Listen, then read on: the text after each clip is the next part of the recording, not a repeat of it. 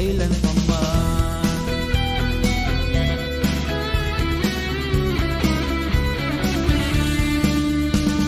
Purihin ang Diyos sa kanyang kadakilaan, purihin ang Diyos ng buong kalakasan, kanyang pangako ay ating panghawakan, di niya tayo iiwan o pababayaan.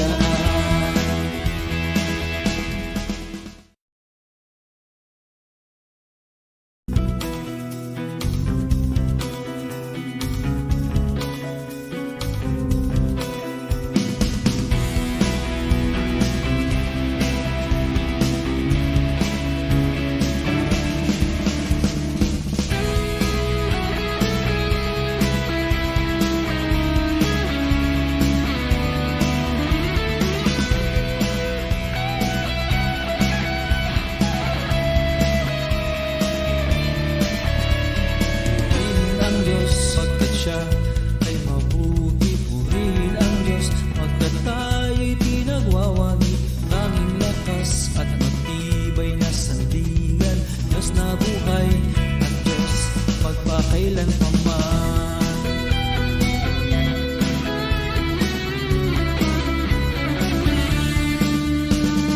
Purihin ang Diyos sa kanyang kadakilaan, purihin ang Diyos ng buong kalakasan, kanyang pangako ay ating panghawakan, di niya tayo iiwan o pababayaan.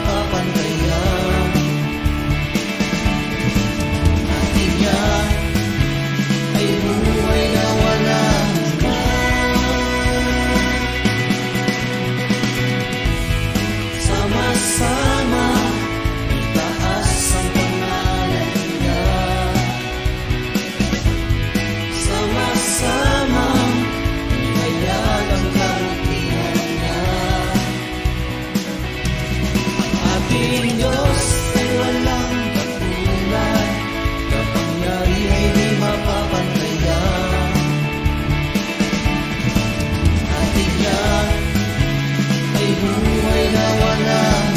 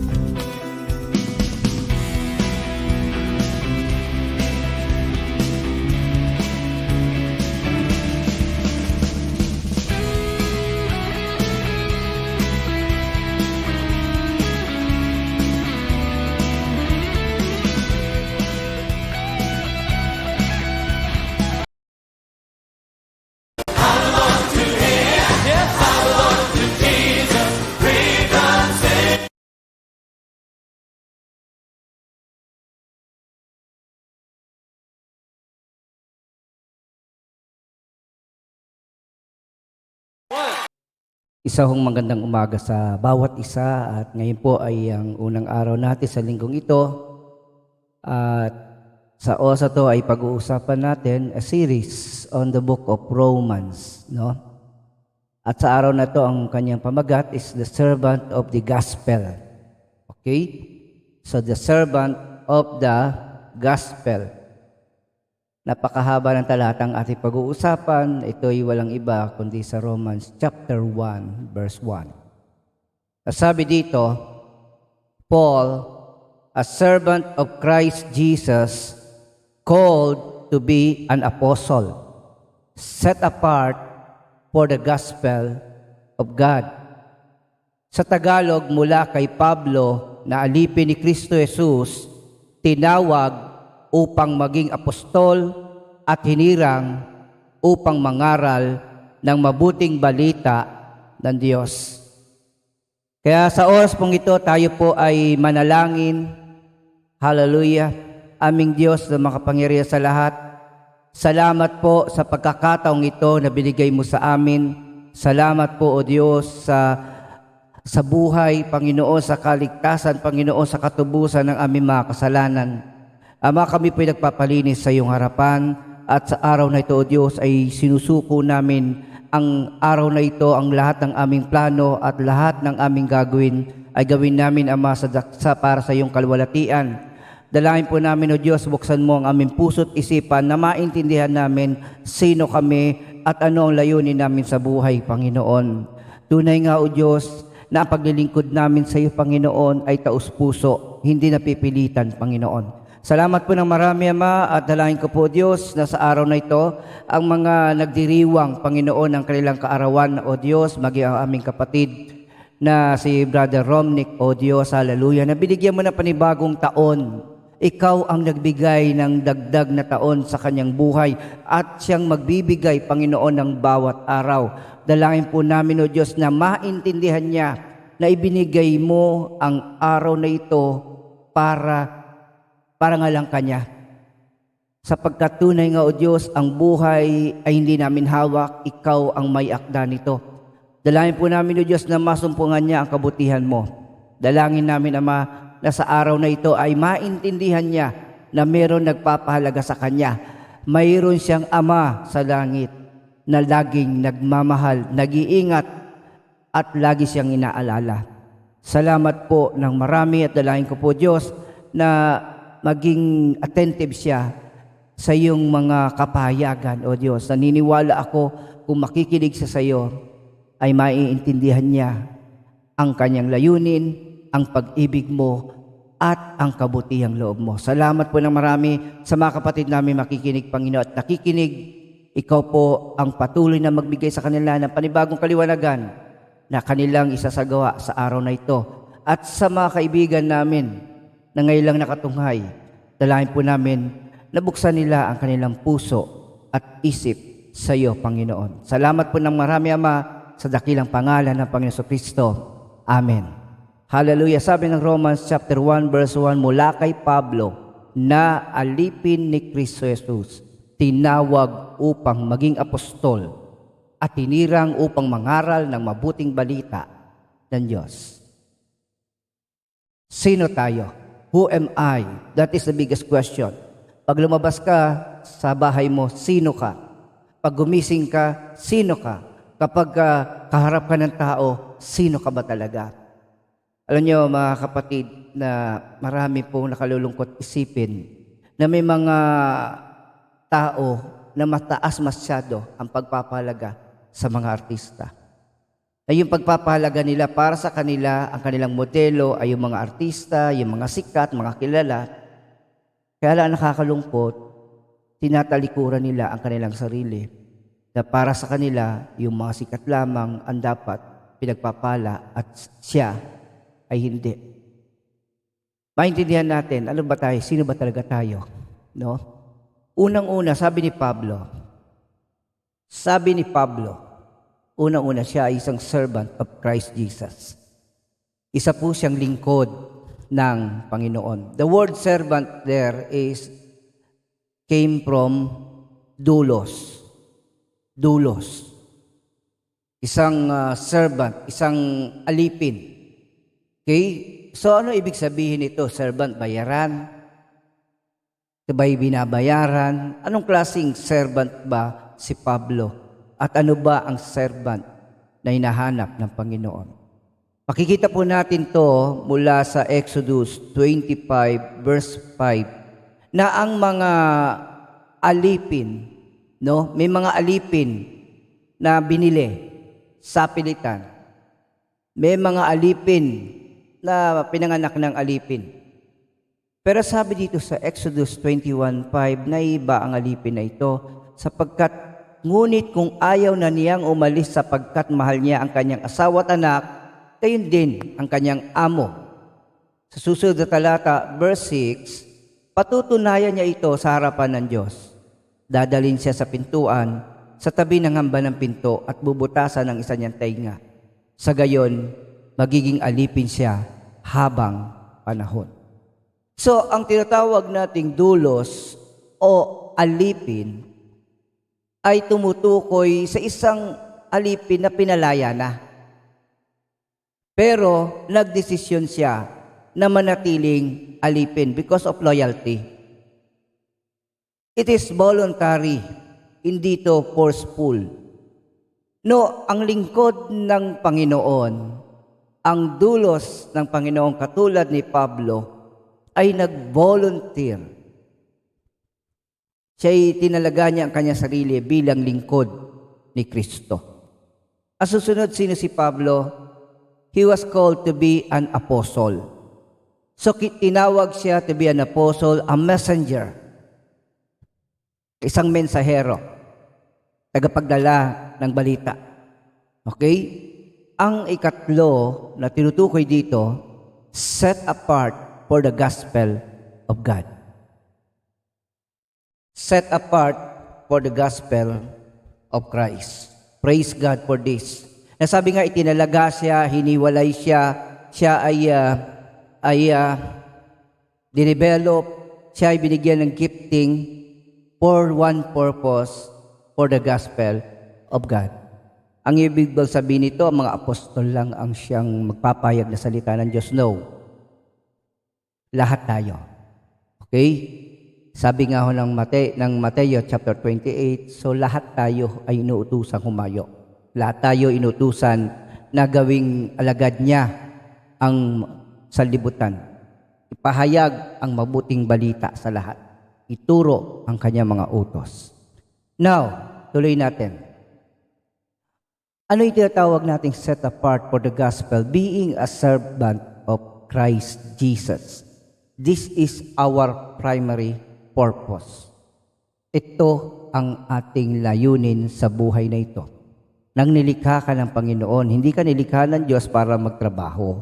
Hindi ka nilikha ng Diyos para maging tatay lang o nanay lang. No.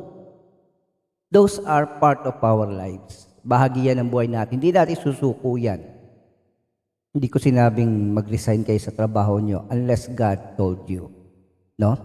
Ang ibig sabihin natin mga kapatid, the primary, ibig sabihin, sa bawat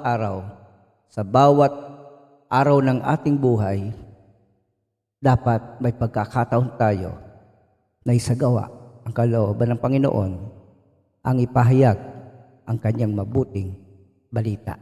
Hallelujah. Praise God for that. Hallelujah. So, ang sabi dito, ang lingkod ng Panginoon, number 1, so, sabi dito, maging lingkod ni Kristo bilang saserdote sa mga hentil. So, ito po'y patungkol kay Pablo. Si Pablo is a minister to the Gentile. Ang mga Gentile, mga kapatid o hentil, ito yung mga tao na hindi kabilang sa bansang Israel. Hindi sila mga Hudyo. So lahat ng hindi bahagi ng Israel, hindi kabilang sa mga Hudyo, ay tinatawag nating mga hentil. Now, ang layunin ni Pablo ay ipahayag ang mabuting balita sa mga hindi Hudyo, sa mga hindi Israelita. Specifically, ikalawa, ipinangangaral ko sa kanila ang mabuting balita ng Diyos. So bilang lingkod ni Kristo, ipangangaral sa kanila ang mabuting balita ng Diyos. Tomorrow, pag-usapan natin, ano yung mabuting balita? Ano yung nilalaman nito? Minsan nakakalungkot isipin that when we share the gospel, we share not the gospel. We share our lives. Yun ang nangyayari. Sa halip na ibahagi ang mabuting balita, yung buhay natin ang naibabahagi. Kinikwento natin ito. So, there's a big difference between preaching the gospel and testimony. Hallelujah. So, susunod, bakit kinakailangan ipahayag ang mabuting balita upang sila'y maging handog na kalugod-lugod sa Kanya, yamang pinabanal ng Espiritu Santo. So, ang layunin ng tinatawag natin mabuting balita, ipangangaral, ay upang maging kalugod-lugod tayo sa Kanya, sapagkat nilalaman nito ang mga utos na kalugod-lugod sa Diyos. So, mga kapatid, sa paglabas mo, huwag mo kalilimutan na ikaw ay lingkod ng Diyos, katulad ni Pablo, na sa pagpunta niya, sa paghayo niya, sa pagmimisyon niya, alam niya kung sino siya.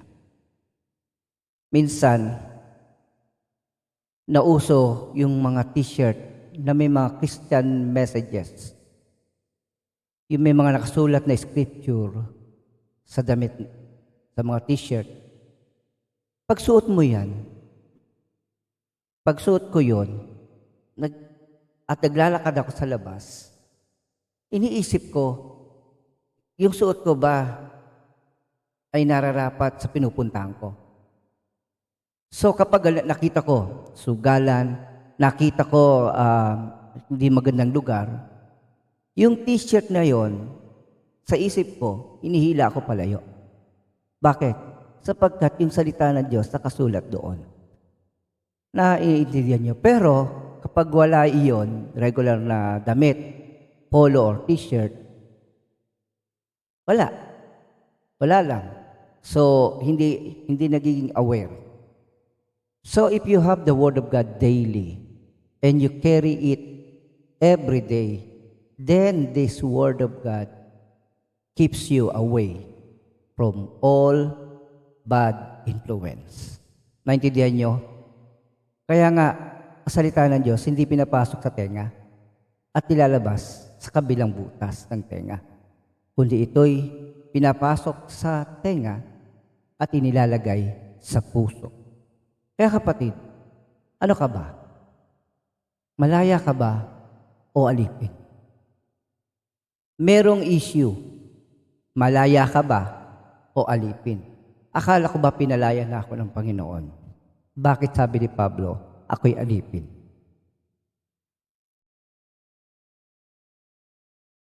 Sabi yun ng Unang Korinto chapter 7 verse 22.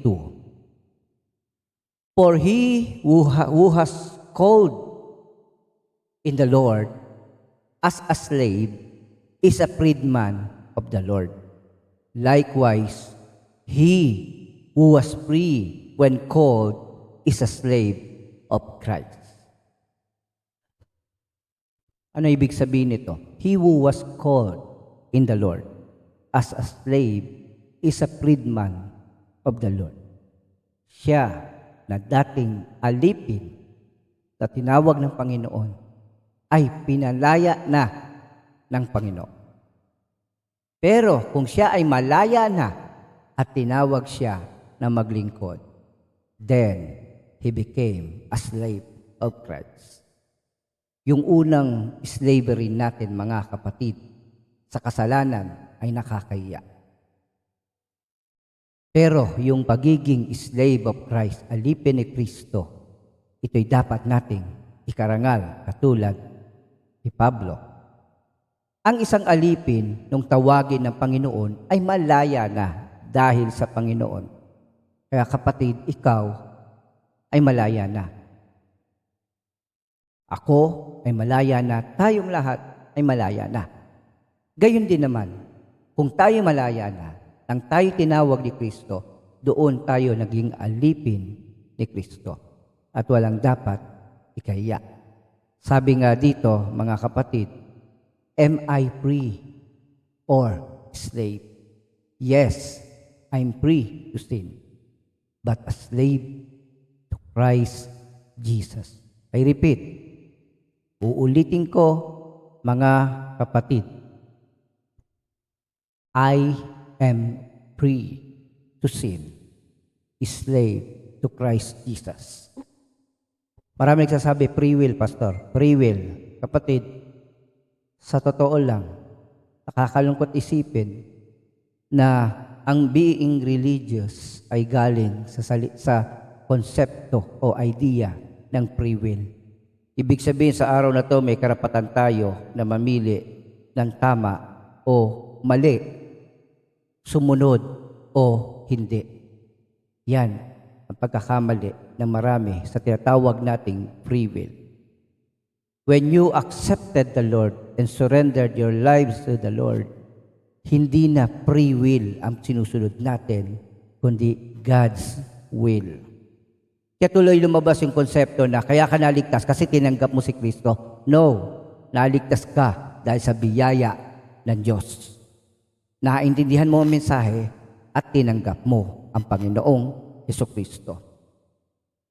Lahat tayo may free will. Even sabi nga natin, free will. Alam ko ginagawa ko. Pinili ko ang mas mainam. Alam ni Pablo ang kanyang ginagawa. Pinili niya ang mas mainam. Nung una, akala niya, ang ginagawa niya ay tama. Pinusig niya mga Kristiyano at pinapatay ang iba. Pero isang araw, pinausap siya ng Panginoon sa daang Damasco at sinabihan siya, Pablo, Pablo, bakit mo ako inuusig? So, narealize si Pablo na mali ang kanyang paglilingkod. At ito ang dahilan kaya tinanggap niya ang Panginoon. Kung tayong lahat ay dumadaan sa tinatawag nating daang Damasco, saan ba tayo, ano ba ang ating purpose? Ano ba yung layunin natin? Along the way, na-meet niya ang Panginoon. And I pray that today, you will have an encounter with the Lord and know who you are and know what is your purpose. Kaya nga kapatid, sa totoo lang, ang sulat na ito ni Pablo sa mga taga-Roma ay nagpapakilala at pinapaalala niya. Hindi niya sinasabing siya ay magaling na mga ngaral. Ang sabi niya, siya ay lingkod ng Panginoon. Walang dapat maparangalan, walang dapat itaas sa ating buhay maliban sa Panginoong Jesucristo. Kaya kapatid, sa oras na to, let's make our own decision. Sa mga nasa FB Live, sino ba kayo? Kanino ba kayo? Hallelujah. Sabi dito, balikan natin at babaguhin lang natin ang ibang salita. So, who am I? I am. My name, si Ronnie, a servant of Christ Jesus, called to minister, set apart for the gospel of God. Kayo po, sabihin natin to. Pangalan ninyo, a servant of Christ Jesus, called to minister, set apart for the gospel of Christ. One more time. A servant of Christ Jesus, called to minister, set apart for the gospel of God. Pastor, paano yan? Nagtatrabaho, papayag ko salita ng Diyos. Kapatid, hindi porke nagtatrabaho ka, hindi ka na nagpapayag na salita ng Diyos. Kapag ang trabaho mo ay binigay mo yun the best mo, you are already showing the gospel in your lives. Naintindihan niyo po ba? Kung meron kang dedication sa iyong trabaho para malugod mo ang Panginoon, then you are sharing the gospel of God. Kapag nagtatrabaho ka masaya, nagtatrabaho ka ng may dedication, so, magtatanong yung amo mo, makakasama ba, at saya-saya mo. Usually, totoo yan na pagdating ng linggo, naku, linggo na naman. Trabaho na naman. Pagod na naman. Pag-uwi, tuwan-tuwa, malaya na. Pero ang totoo, sabi nga natin, hindi sila malaya. So kapatid, hindi ko sinasabi, iwan nyo ang inyong trabaho. Ang ibig ko lang sabihin, maglingkod kayo na ang inyong pinararangalan ay hindi yung manager mo, hindi yung may-ari, kundi ang Panginoong Hesukristo. Never forget, you are a servant of Christ Jesus. Anything you do, nakakonect yan sa Panginoong Hesus. Kaya nga, kapag ikaw ay gumawa ng mali, masisira ang karangalan ng Panginoong Hesukristo. But I tell you, brothers and sisters, hallelujah, sa pagkakataong ito, maging maingat tayo bilang lingkod ng Diyos. So, ulitin ko, we are all servant of Christ Jesus. We are called to minister, maglingkod. Tayo itinalaga para ipahayag ang mabuting balita ng Diyos. So mga kapatid, tomorrow, pag-usapan natin, ano ba yung mabuting balita? Hallelujah! Sa bawat isa sa atin, mga kapatid, kinakausap kayo ng Panginoong Hesukristo. Katulad na sinabi ni Pablo, piliin nyo. Pinipili ko ang isang mabuting Panginoon. Pinili ko ang isang mabuting Diyos. Pinili ko ang isang Diyos na nag-ingat sa akin, nagpatawad sa akin, at nagligtas sa akin. Talaga mo ang buhay mo sa isang Diyos na mabuti, isang Diyos na mapagmahal. Kapatid, hallelujah! Tayo'y itinuring ng Diyos na kanyang mga anak. Hallelujah! Sabi, Pastor, bakit tayo'y tinanggap ng anak? Bakit kailangan pa natin maging alipin? Sapagkat kapatid, if you want to please the Father, kung gusto mong malugod ang Ama, gawin mo ang ginawang halimbawa ng Panginoong Hesukristo. Na hindi siya naparito sa mundo para sambahin, kundi para maglingkod. Hindi para paglingkuran, kundi para maging mabuting halimbawa. Ganon din si Pablo, ang kanyang modelo ay ang Panginoong Hesukristo. Kaya sa umagang ito, sa unang araw ng linggong ito, magalak tayo. Hallelujah! At ibigay natin ang pinakamainam na paglilingkod, hindi para sa sarili natin, kundi para sa karangalan ng Diyos at sa kanyang mabuting balita. Kapag nakita ng tao ang kabutihan at ang katwiran sa buhay nyo, ang makikita nila ay ang kabanalan ng ating Diyos. Salamat po ng marami. tayo po ay manalangin. Aming Ama, sa araw na ito, ingatan mo ang bawat isa sa iyong pamilya, sa iyong mga anak, at sa iyong mga alipin. Dalangin po namin, O Diyos, na pag-ingatan mo sila. Dalangin po namin, O Diyos, patatagin mo sila at tunay nga ilayo sila sa lahat ng tukso ng kasalanan. Ama, dalangin po namin na ang mga salita na aming narinig ay manatili sa aming puso at aming isagawa. Dalangin po namin, O Diyos, bigyan mo kami ng kalakasan na matapos namin ang aming mga trabaho at ito'y magbunga ng kagalakan sa aming mga pinaglilingkuran upang ikaw ay maparangalan. Dalangin po namin, O Diyos, na ipakita namin ang isang mabuting asal na aming nakuha mula sa iyo. So Lord, we pray, O God, sa mga kapatid namin na may karamdaman, dalangin namin ang kagalingan dumating sa kanila ngayon sa pangalan ng Panginoon Kristo. At sa mga kapatid namin na papasok sa kanilang trabaho sa unang pagkakataon, dalangin po namin, O Diyos, maparangalang kanila, mapapurihan kanila sa kanilang paglilingkod. So Lord, ingatan mo po ang mga pamunuan, ang mga barangay captains na nagbabantay sa kanilang nasasakupan. Dalangin po namin, tapat sila. Dalangin po namin, ingatan mo po sila. So dinadalangin po namin, Lord, hallelujah, si Kapitan Jimboy Balyad, Panginoon, maging Panginoon si Kapitana Lori Morales, at maging si Kapitan Narciso Ramson, Lord. Lahat ng mga kapitan sa aming lungsod ng Pasay ay iyong ingatan. At dalangin po namin, Ama, na makitaan sila ng katapatan sa paglilingkod. Magkaroon sila ng banal na takot sapagkat ikaw ang Diyos na nagpapatawad. At ikaw rin ang Diyos na nagbibigay ng katarungan. So Lord, marami po salamat, Ama. Dalangin po namin na sa buong araw na ito, matatapos namin ito na may kagalakan. Sa dakilang pangalan ng Panginoon Kristo. Amen and amen. Magandang umaga po, pagpalain tayo ng ating Diyos na buhay.